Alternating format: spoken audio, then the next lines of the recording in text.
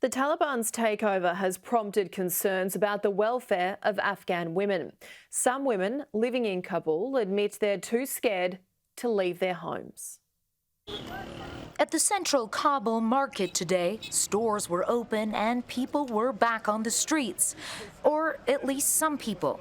It was impossible not to notice that women here seem to have largely melted away. One store was doing better business than usual. For more than a decade, Mohammed has been selling burqas, the head-to-toe covering once imposed by the Taliban. Business was good, but now it's even better, he tells us. More sales. Why do you think you're selling more burqas right now? Because the Taliban took over and all the women are afraid, he says.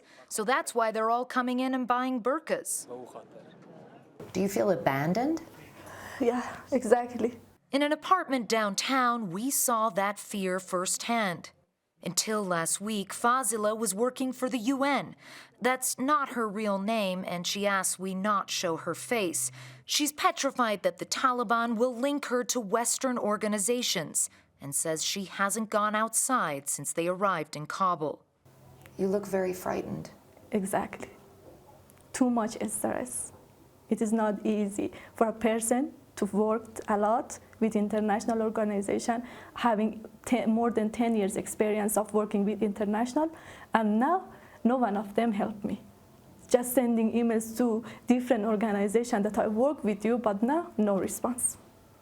Are you angry? No, I'm not angry, but as a person who work with them, now I need their supports. It is not fair. You look very emotional as well. Yeah, because I'm thinking about my future, my daughters. What will happen to them if they kill me, two daughters without mother? The Taliban says they have learned from history and that women's rights will be protected. But many fearful Afghan women remain to be persuaded.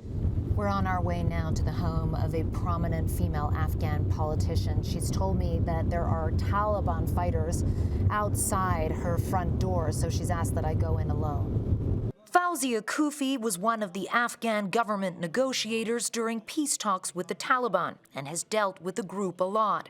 She says that promising change is not enough. They have to really prove it in the provinces across Afghanistan. They have to show it by example. It's very easy to issue statements, but people need to see that in practice. Kufi has every reason not to trust. Last year, she was shot by unknown gunmen. The Taliban denied they were behind the attack. You have children? I have two daughters. And are they here? They are in Kabul. And are you concerned for them, or?